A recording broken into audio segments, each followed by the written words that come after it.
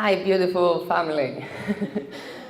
Oh, it's beautiful to see all of you here, and I do think it's a bit sad that we actually need to talk about judgment, but I think it's also actually a very good thing, because that means that something is happening, and obviously that we are growing. So, my name is Shivonne, and I'm from Norway. I'm a full-time activist. I've been now for almost 2 years. Just ended a 6-month European tour with Activism on the Road, where we have been to 19 different countries to do activism.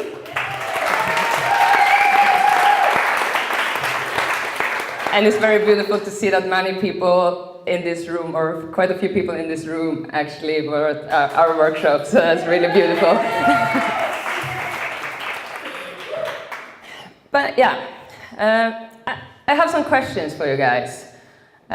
How many of you want to see animal liberation as soon as possible? And keep your hands up. How many of you guys know at least 3 people in this room? Take it down if you don't know. Okay, so how many of you know the biggest passion outside activism for those 3 people? Their biggest passion, absolutely biggest passion outside activism, has nothing to do with animal rights. Wow.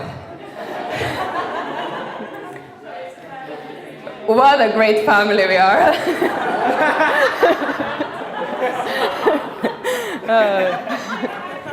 Okay, you guys can take your hands down now.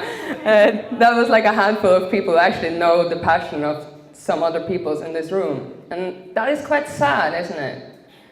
Like, we think we know each other.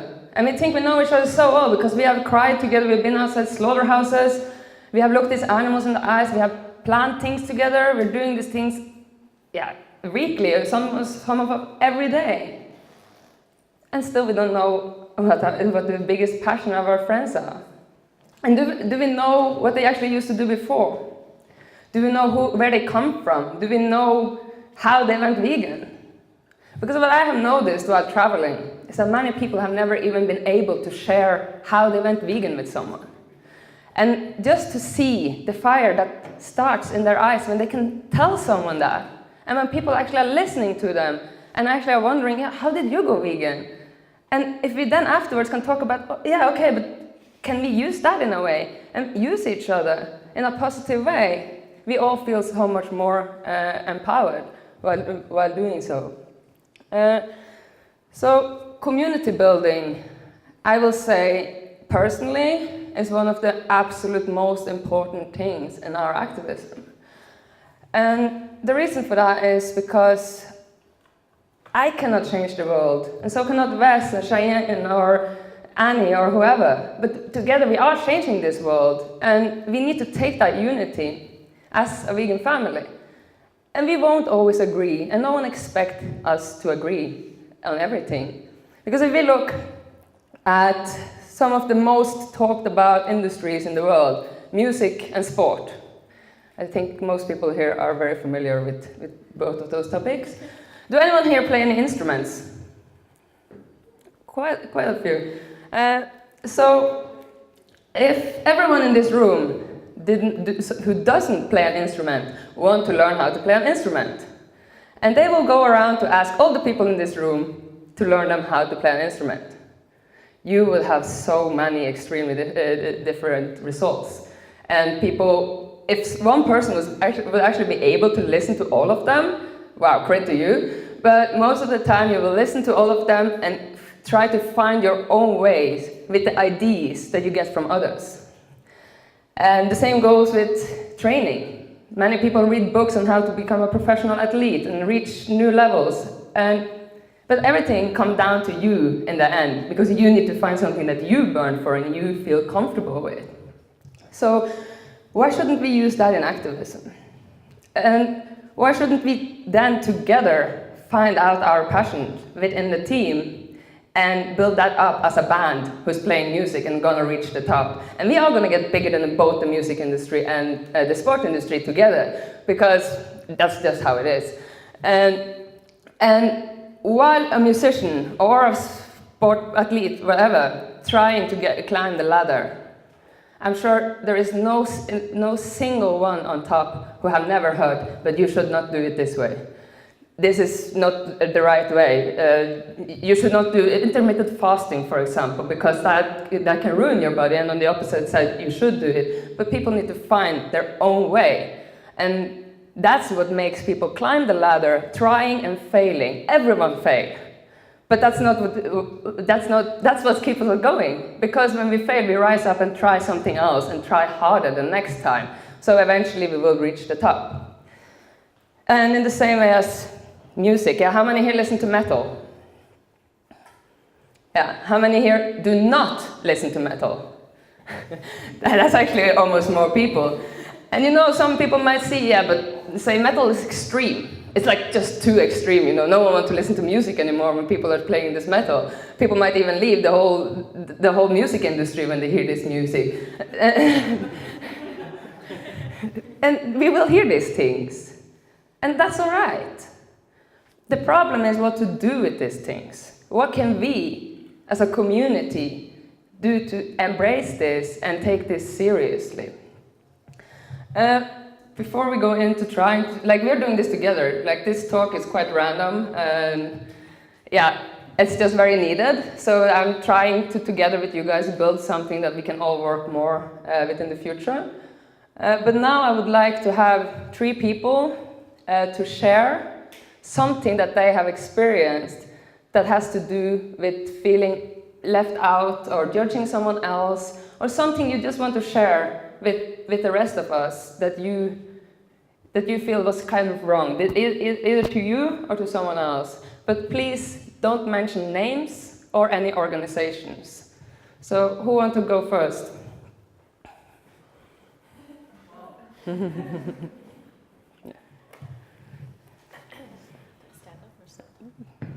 Hi. So I'm going to be brave and talk about a time that I have actually judged other people. And so there is an organization that does animal rights, and I had heard a lot of things about this organization before I was an activist, and it scared me away from doing activism for a really long time. And I just took their word for it, the people that were giving me this information, and believed it. And I thought really, really bad things about this organization and didn't participate in any activism.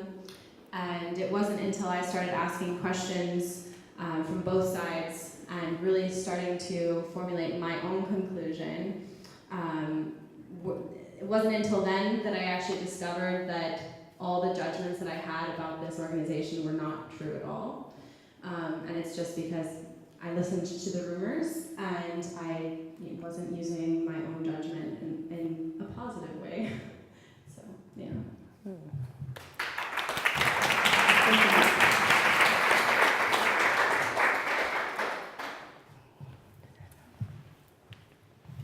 I remember that in Vienna, when I, for many, many years, thought about becoming more active, there was an animal rights organization, and they would have stands that you could go to and get some flyers and stuff like that. And I remember 2 times going there and trying to get to know them and tell them who I am and that I was interested in joining in and stuff. And I remember that I went there, and back then I was still working in the fashion industry, so I was a bit more girly and like more dressed up than I am these days. And I literally felt like they're looking me up and down and thinking, who are you? Not an animal rights activist, are you? So I felt so judged by them, and I felt like they look at me and not take me serious, and it really discouraged me. And I really, for a few years, I didn't think that in Vienna there was anything I could do because I wasn't part of that. I felt like I don't look like an activist, so they don't want me there. Thanks. Do we have one more?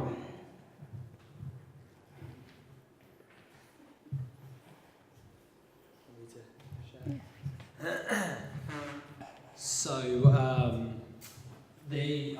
talking about accepting people and bringing people in and embracing what they have is so important. I know from my own meandering experiences, when I was 3 years old, I was diagnosed with ADHD and then later on autism, and I've been on medications since 3 years old all the way up until I was 16.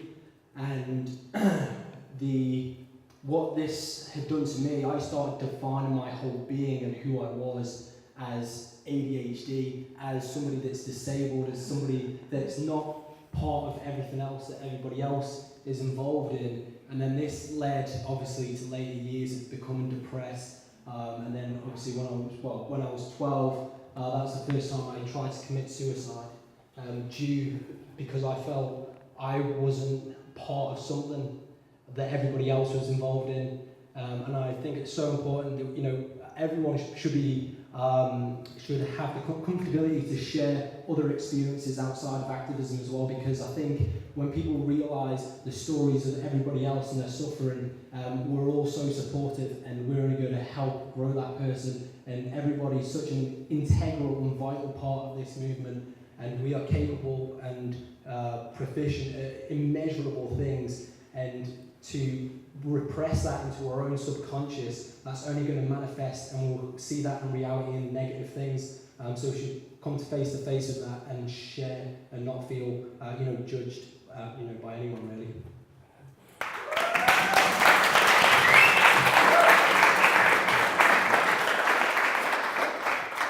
Thank you for 3 really powerful stories. And like what I also have seen, because we have done this type of workshop quite a lot, where we just take a few people. If let's say we are at a vigil, we take 5 people out and we stand in a circle and we talk, and everyone have the chance to tell how they went vegan, how they became active. And then we also talk about our biggest passion, and then in the end we're trying to find a way that we can create some type of activism while using all the biggest passions, and then we are also using our mind to be creative together. But what I have found with this is that there is so much suffering behind every one of us that has nothing to do with activism. There is so much going on in our personal life, like just from things that our family are not going vegan, and they are hanging us out around the dinner table because we are vegan. They're laughing at us, and for some people that might be alright to a certain degree, but for some people that might be it. That might be what's actually tipping them over. Because of that day at an activist event, they had someone calling them names for doing something that they didn't even know that they were doing. So it's so easy to create so much damage. It's just one wrong word, a little bit of judgment toward each other. And I don't think, like during our these rounds, these mini workshops, I think 90% of the people have either shared that they have this depression, anxiety. Actually, what I do see as a very common thing is social anxiety. And when you're standing in a circle outside a ritual and having a circle with 5 people who have all had social anxiety and are now safe organizers, that does a lot to everyone, I think. And that's why it's so important to take care of these people. Because I think we all have been thinking, oh, I need some help with dealing with all this shit. Because it's tough. That's not a secret for anyone. And we can't afford getting help often. Most of us are broke, and we can't have a Skype call every week with the psychiatrist, or we can't do these things. So what we are left with is ourselves. We have each other. And it's so important that we use each other. We say we don't have time for this judgment, and we don't have time to do other things in activism, but we need to take time for each other. We need to take time to be there for the only ones, for the people that only have us, the new activists. We should be eager to hear their story. We need to learn how to listen. We need to learn how to encourage people to share. We need to learn them to be good leaders and organizers, so that we can all really lift this planet up together. And when we are doing these things, we can include that in all types of actions. We can include that with everything. Let's say we have an event. I'm on purpose not going to mention organizations here, so that's why I'm a bit. But when we go to an event, we can go for a dinner afterwards. But don't just go and dig in. Go out, find a table, and evaluate. Talk about it. Have everyone's experience. Have everyone to share how they felt this day. Is this anything we can improve for our next event?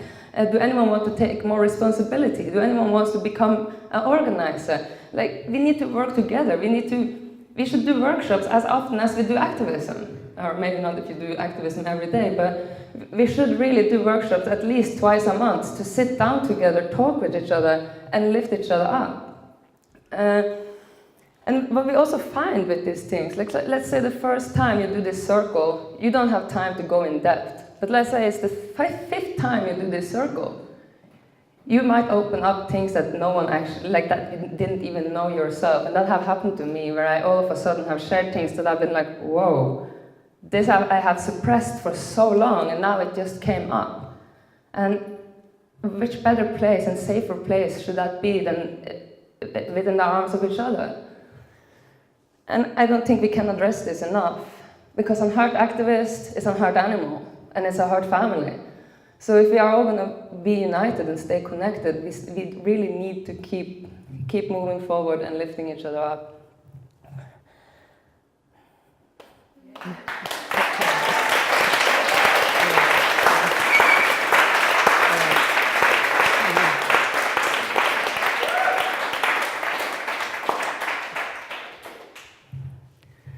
Honestly, yeah, I don't know what to say really, because this talk, I don't think it's really, like I didn't plan this proper, because how are we going to deal with this? Are we going to look into the past? I was really like, are we going to take up things that have happened in the past, try to deal with these things, or should we move on and look at what we can do? And our goal should and I was thinking, oh, maybe we should try to move beyond this.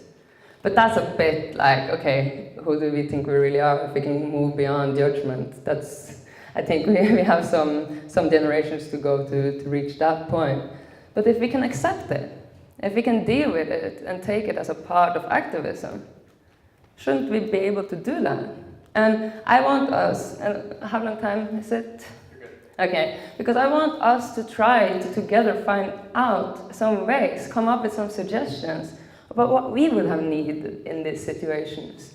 Like, if anyone have anything that they feel that they can help others with, or have any ideas? I think for those of us, and I would assume it's most of us that do outreach, when we go to the streets, we kind of go into this mindset where we, I don't know, we become like super compassionate, we don't judge people for being speciesist, we ask them a lot of questions, we start trying to understand them, and then as soon as we get back to our circles of activists or friends, we forget all that and we start judging each other. And it can be for the smallest things, but assuming the worst, like, somebody shows up late for today, for whatever, and assuming that, maybe it's because that person doesn't care, as opposed to thinking like, holy shit, are you okay? Like, was there, it's like we don't take the time to be curious about each other, whereas we know how to do that. Like, it's not we don't know how. It's whatever it is that blocks us from doing that. I think we need to consciously do it more.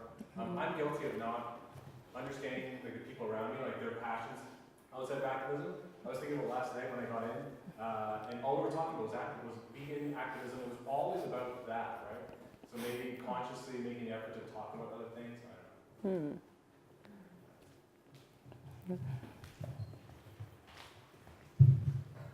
Oh God. I know that Wes covered this for a minute too, but I have also been profoundly touched by meditation. I think that as activists, we are constantly opening ourselves up to just, complete battering by the media, by people thinking that we're, we technically do outcast ourselves from the majority of society in a large way. And I think that's something that as human beings, we are very social. So to feel like we've almost ostracized ourselves for standing up for what we believe in can take like a huge toll on your mental capacity moving forward. And I found that meditation gives you, and the the idea behind meditation and the public perception of it is starting to change. It's starting to become something that's a lot more accepted. But I think in the animal rights movement, it would actually be maybe more impactful than other areas, because it helps you deal with some of the deepest thoughts and emotions that you have, and it will help you bring them up and you're forced to. You're facing your mind one-on-one, all of the things that you don't want to think about throughout the day, that you distract yourself from. You're forced, because it's just you and your mind, and it will bring up the craziest things. And you learn throughout time. I mean, it takes a long time and a lot of effort, but you start to learn more about who you actually are, what you believe in. And I think that in AR we're so open-hearted, and we get hit so frequently with just such strong emotion. So we need to take time for our mental health. And personally, I've suffered from huge bouts of social anxiety and depression and all these things, perfectionism, and meditation is what has kept me afloat, without a doubt. So I think mental health there's a lot of different aspects to it, and there's a lot of different things you can work on towards improving your own mental health. But meditation is one of the easiest ones. There's a book out there called 10% Happier by this guy, Dan Harris. And it's it's an objective view of what meditation actually is and looks like. It's very funny, it's well written. And it just, one of the things he says in the book is everyone has 5 minutes they can give you to meditate a day. You might not have half an hour, you might not have an hour, but if you're saying you don't have 5 minutes to sit down on a couch and battle your mind and show it who's boss, you're lying. And that's a big thing, is it takes a lot of effort to get into it, but once you do, it's super easy. So yeah, just wanted to talk about meditation again. It's super, super beneficial for activism.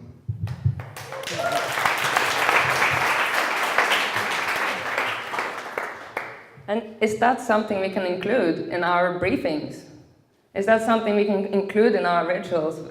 I know this might sound even tough. How are you going to be able to sit there and meditate for 20 minutes and you hear a truck coming by? But that is also actually a part of meditating and a part of actually battling your mind. And is that something we should just, all of us include? Take even 5 minutes sometimes before the event or after the event. I think before is better, because then people get more into their own space. So I think that's something we could all do more of. And of course also asking each other genuine questions. Let's try not to talk about activism for a little while, sometimes here and there, like Alex said.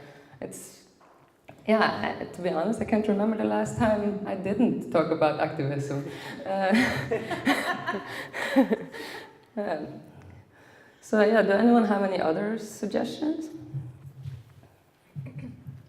I think honest communication is really important, and I think that it's very normal for family members to fight and argue and bicker and all this stuff. We have differences and we have tension and all this stuff, but honest communication can help you to get through that, and being honest with yourself as well about, well, is this something that's coming from me internally that I'm projecting onto this other person, and as well as being honest with the other person about what you're feeling, and that can be really extremely uncomfortable sometimes, and but growth comes from comes at the edge of your discomfort. So pushing through that and knowing that expressing what you're feeling honestly will help you to resolve what's happening, instead of just letting that be bottled up and fester and go on like that, and honestly place judgment upon that other person because of what you're feeling inside, where it could be a misunderstanding. And that's where call-in culture is very important, because if we're feeling like, okay, this situation happened and this is what I think happened, and this person is this way because of that, and then we just put that out there on social media or tell all our friends about it, and actually there was a misunderstanding, we can't take that back. And so that person's reputation or their feelings are hurt, and we can't take that back then. So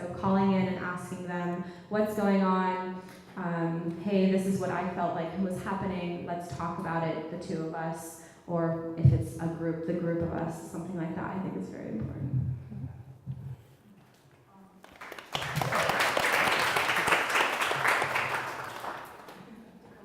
It's not that long. No. We can try it. I think there was a piece that made it wireless. I'm working on getting that. You're a bit too late here. No? Get the microphone.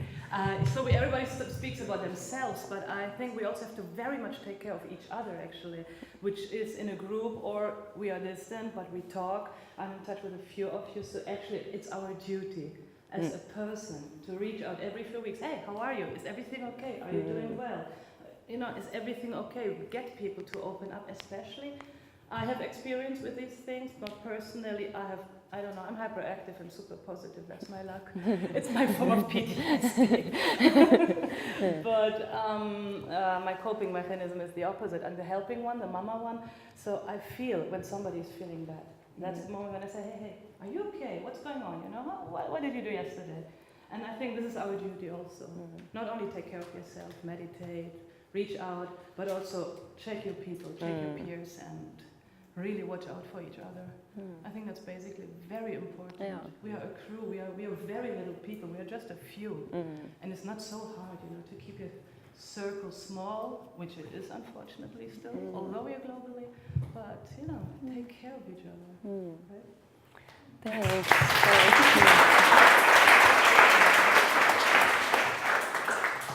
Like without maybe be a thing, find someone on the team who can actually take the extra responsibility and make sure everyone is alright. Make sure that someone get a message here and there, and if they don't show up to an event, that someone actually missed them. Because this means a lot to other people, like just that someone noticed that you didn't show up this day. And often we have this one friend that we are like this little group within the activism groups that we connect more with. But maybe we can also try to, like we should of course have, be around people we like, and we don't need to force ourselves to like people, but we should force ourselves to love them no matter what. And then it is important to get to know them, because maybe the person you have had a really bad experience with and really don't like, maybe it turns out to be your best friend. And that has happened and keeps happening all the time. So you never know, maybe you can create great activism, new activism, and move forward. Do anyone have any other suggestions?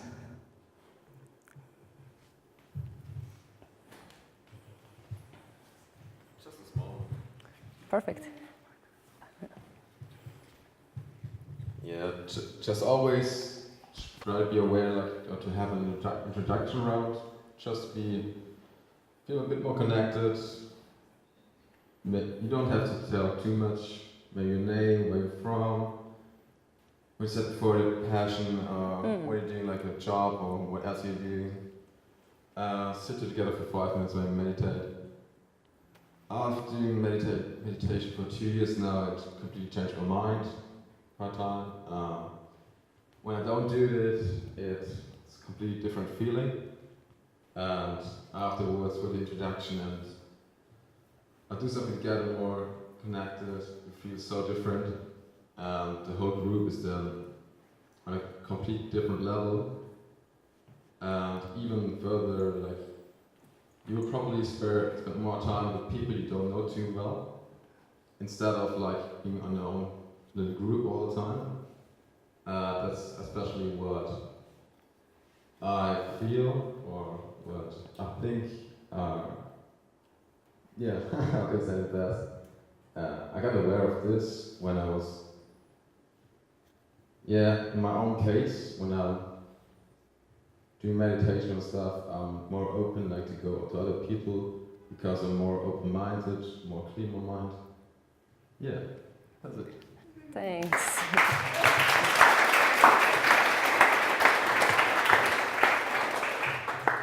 So yeah, like this is basically what we should do within our community. Wherever we are and whoever we are with, we should ask to share and find suggestions and come up with these things together.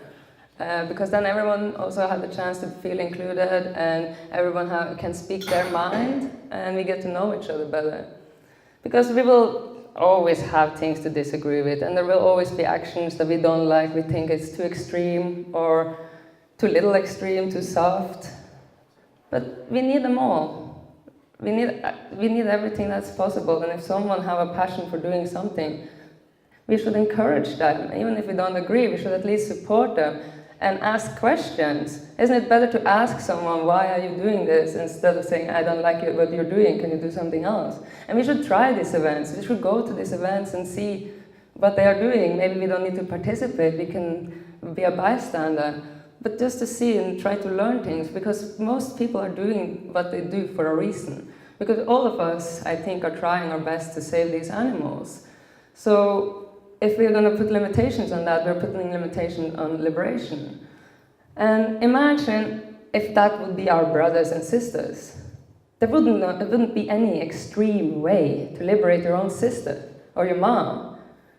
No matter how hard you tried, even if you bombed a building, not saying that everyone should go out and do that, but then it wouldn't be extreme and people would understand that. So maybe it's time that we start to really look at these animals as our real brothers and sisters and get them out of these places, no matter how we can do that. Because they need us, and they need us now, and they need us together. Thank you all.